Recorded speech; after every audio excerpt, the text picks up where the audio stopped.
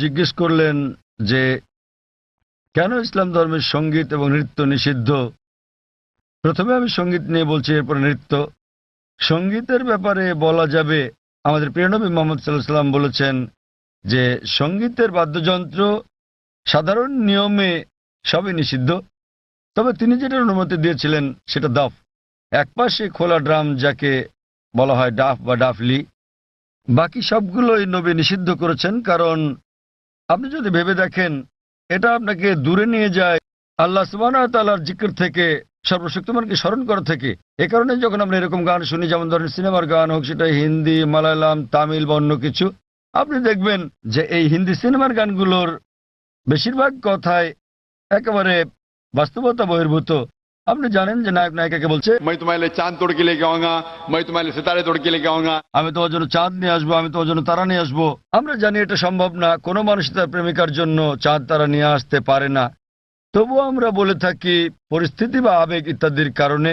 তো এই কারণে সাধারণ অনুশাসন হচ্ছে যে সঙ্গীত একজন মানুষকে আল্লাহ সুবহানাহু ওয়া তাআলার কাছ থেকে দূরে নিয়ে যায়। এ কারণে আমাদের প্রিয় নবী বাদ্যযন্ত্রকে নিষিদ্ধ করেছেন দাফ ছাড়া। অথবা সাধারণভাবে কণ্ঠস্বর, উদাহরণস্বরূপ যদি কেউ কোরআন আবৃত্তি করে, তার কণ্ঠ সুন্দর, সেটা ঠিক আছে, কারণ এটা একজন মানুষকে আল্লাহ সুবহানাহু ওয়া তাআলার দিকে নিয়ে আসে।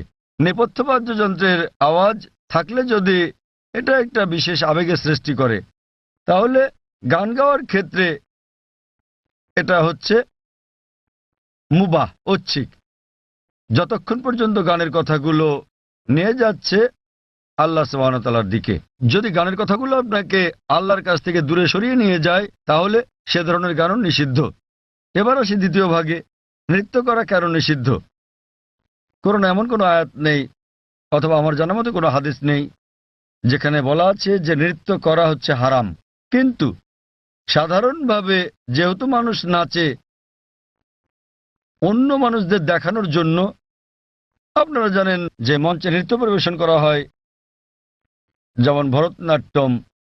আপনি মঞ্চে ভরতনাট্যম করছেন আর হাজার হাজার লোক আপনাকে দেখছে।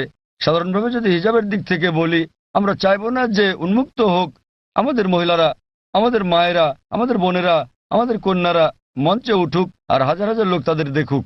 তো যে কোনো পেশা যেখানে শরীরকে প্রদর্শন করা হয়ে থাকে মানুষকে বিনোদন দেবার জন্য, সেটা নিষিদ্ধ। এই কারণেই মানুষজনের সামনে নাচা অথবা নাচ করা কোনো পার্টিতে যেখানে বিপরীত লিঙ্গের মানুষেরা থাকে, বেশিরভাগ ক্ষেত্রে নাচের নিয়মগুলো এগুলো ইসলামী শরিয়ার বিরুদ্ধে যায়।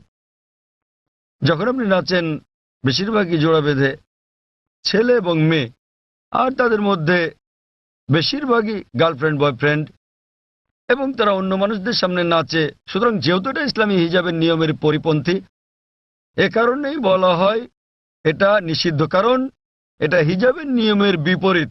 তাই বুঝতে হবে যে যখন নাচ করছেন, আপনি মানুষজনের সামনে নাচ করছেন, পার্টিতে যাচ্ছেন, আবার ঘুরে বেড়াচ্ছেন, আর না হলে শুধু স্বামী স্ত্রী মিলে যেভাবে খুশি সময় কাটাতে পারেন, যতক্ষণ এটা শরিয়ার বিরুদ্ধে না যাচ্ছে। বদ্ধ ঘরের ভেতরে স্বামী স্ত্রী মিলে যা খুশি করতে পারেন, যদি এটা কোরআন ও হাদিসের নিয়মকানুনের বাইরে না যায়, কোনো সমস্যা নেই। কিন্তু যেহেতু বেশিরভাগ সময় নাচ শরীরকে প্রদর্শন করে থাকে, এতে গান থাকে, নাচ থাকে, আপনি মঞ্চে উঠছেন না, লোকেরা আপনাকে দেখছে, তাই এটা শরিয়ার হিজাবের নিয়মের বিরুদ্ধে। এ বিষয়ে আমার ভিডিও ক্যাসেট দেখেন, ইসলামে নারীর অধিকার আধুনিক না সেকেলে, সেখানে বিস্তারিত আছে কেন আমরা মুসলিমরা নারীদের নিরাপত্তা দেই, ভালোবাসি, তাদেরকে কি চোখে দেখি। যেহেতু আমরা নারীদের ভালোবাসি, আমরা তাদের নিরাপত্তা দেই এবং আমরা তাদের প্রদর্শন করতে চাই না। এই কারণেই যে সমস্ত পেশায় প্রকাশ্যে গান গাওয়া বা নাচ করা অথবা মডেলিং এর ব্যাপার আছে, সেগুলো নারীর জন্য নিষিদ্ধ।